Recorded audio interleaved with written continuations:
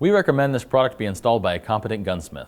Modification of your firearm may nullify the warranty of the firearm's manufacturer. No liability is expressed or implied for damage or injury which may occur from improper use or installation of this product. You are responsible for the safe handling, legalities, and use of your firearm.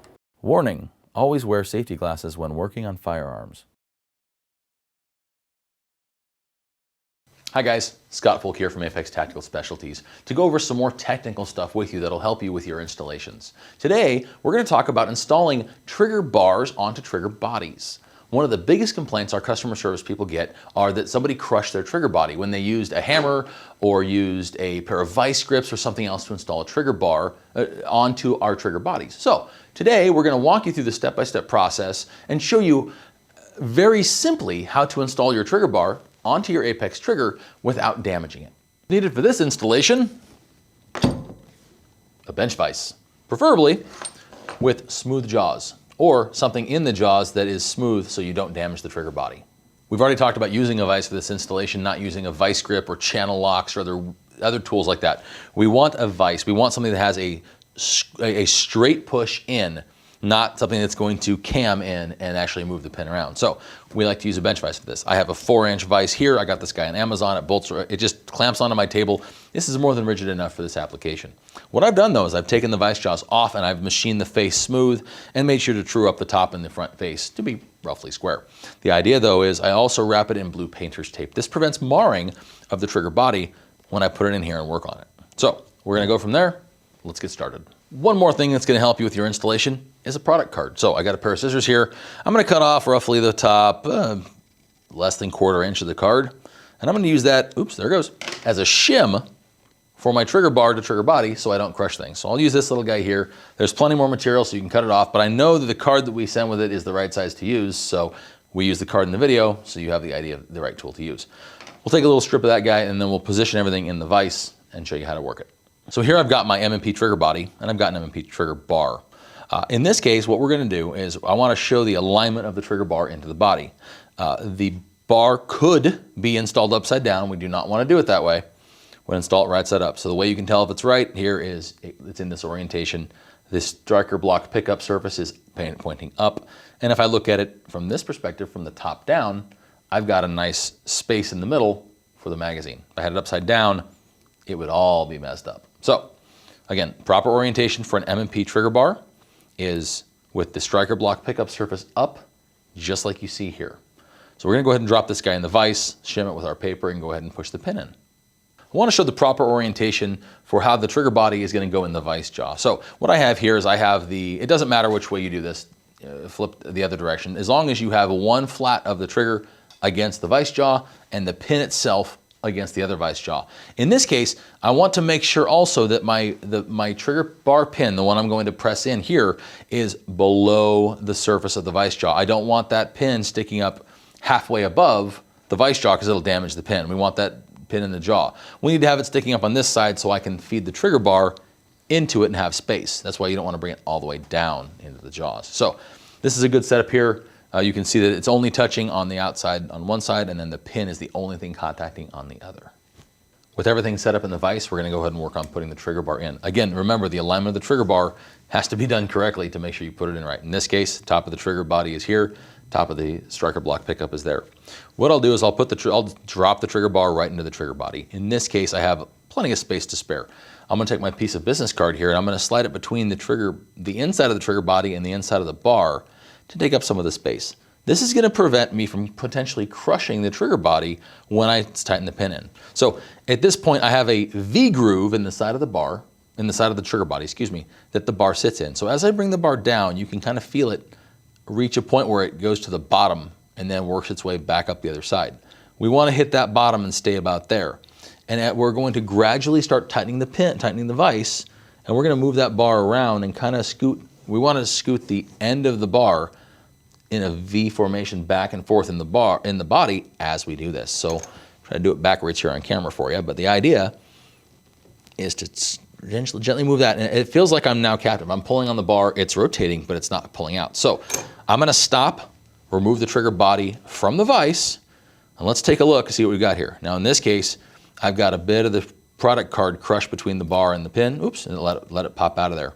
That's okay. I'm gonna go ahead and put this all back, and I'm gonna put the card back in, and I'm gonna try to stop it before it hits where that pin is, so I don't end up pushing it out. If you hole punch it through, it won't hurt anything.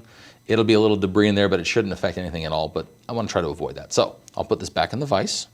Again, the pin below the top jaw, tension until it just touches, and I'm gonna get this guy back in here. Now, in this case, because I've pushed the pin in a little bit, I can actually kind of feel the bar catching on the end of that pin, but it's not solid yet. So, take my card, slide it back in here for a little bit of tension to work with, put the bar on it and make sure I've got my alignment.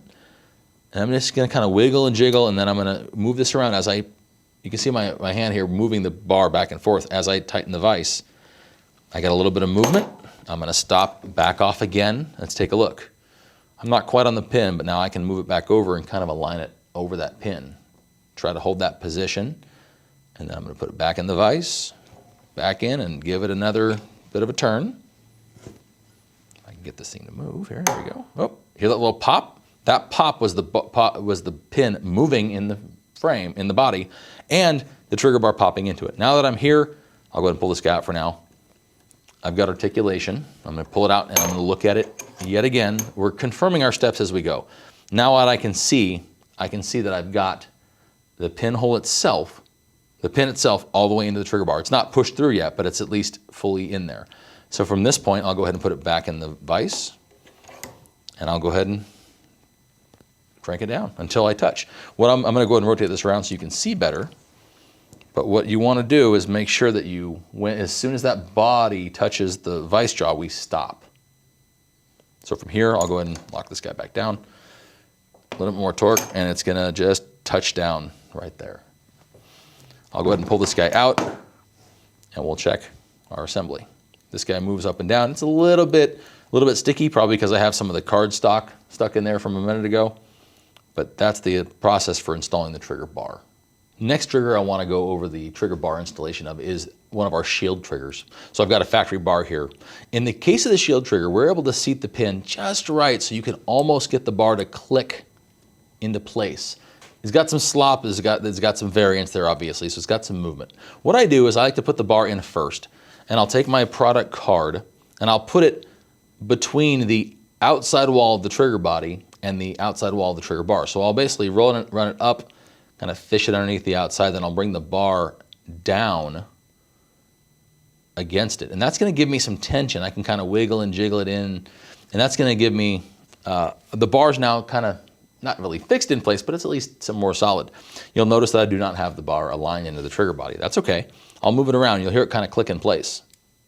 Kind of ticked in place. I'm not sure if you could hear it there, but there it is. From here, I'll push this paper a little closer to the pin, and I'll just confirm that that looks like it's solid through the hole. Now that I've got that done, now all I have to do is put it in my vise and squeeze it down with the paper in place. This prevents it from being crushed by the vise. I want to give a quick reminder about pin placement and trigger bar orientation before we get started here. Look through the hole for the trigger bar, make sure that you do not see any of the trigger bar in the hole. Also, confirming the top of the trigger body and the top of the striker block pickup are both up. What we don't want is this upside down because it's a real pain to remove and swap back. So this guy up, along with the large hole at the top, make sure you're fully aligned. Once you're aligned, this is where we get real careful. I'm gonna grab the bar real carefully, rotate this into my vise, and then touch the jaw down onto the actual trigger body. From here, I'm gonna start turning it. You should hear a pop. Sometimes you won't, but let's take a look. Nope, that just starts to move. I can feel it moving, I can see it moving. I'm gonna go ahead and go in about halfway. Pull it back out, take a look. Yep, sure enough, I've got the bar going into the body as intended. So I'm gonna put this guy back in the vise, and I'm gonna finish it all the way down until I just touch the vise. At this point, I can see there's no gap left, and I can see that it's not moving. Do not crank beyond this. This is when you crush things. This is as far as it needs to go. If you decide you want your pin to sit, if it's a little over flush on one side, a little positive, you can put it on your vise anvil with some tape or something like that, or on whatever surface, like whatever you want to do. Use a pin punch and tap it till it's evenly sticking out both sides. No big deal. It doesn't necessarily need it. There is space in the frame. From here, once that's installed, I'll wiggle the trigger bar up and down, get my product card out of there, and I've got my trigger bar installed and my safety fully functional to install into the frame. To install the factory trigger bar onto the Apex Hellcat trigger for the Hellcat and Hellcat Pro, they are the same, so this process is identical. I'm going to do put my shim in a little differently. I'm going to go ahead and put the shim on top of the bar, basically in this space you see here. Again, let's double check orientation. The striker block pickup surface is up. That will match the top hole in the trigger body. Hole up, striker block pickup surface up. That way we're oriented properly. From here, I'll go ahead and take my card. I'll set it right on top of this guy, and then I will put the trigger bar end into the trigger body, and then I'll wiggle and jiggle up and down as I slide the card in. It's a little complicated to do where you can see it on camera, but the idea is to give you some tension to keep things together. And I wiggle it in place here, get that card in there. That'll take up space. That'll also give me some tension. In this case, if you can kind of see it, I've got the trigger bar completely around the hole where the pin is, so you can't see any silver in that hole. That gives us the right alignment. So from here, I'm going to double check it. I can visually see it's centered. I'm going to go up to my vise next. Okay, I'm ready to go into the vise, and again, I'm going to reconfirm the striker block pickup is up, and so is the hole in the trigger body. I've got my trigger bar completely surrounding the hole where the pin is, so everything is good here. I'm going to gently set this into the vise, just like I did the last ones. And I'm going to gradually close that, watching that pin press itself in. I'll get a little ways in, I'll back it off, I'll pull it out and double check. I can definitely see the pin is going into the bar. So I'll go back into my vise and squeeze this guy down until it just touches the frame. And that's it. Back that off. Make sure the pin is, in this case, just above flush on one side and just flush on the other. From here, I'll go ahead and articulate the bar up and down, pull that piece of cardboard out, and now you can see my trigger bar is moving freely. I'll also check my safety. I have a good safety function. And from here, I can go ahead and install it in the gun. In this case, I'm installing an Apex trigger bar into one of our Apex triggers, but the factory trigger bar looks pretty similar, so we'll use ours for this demonstration.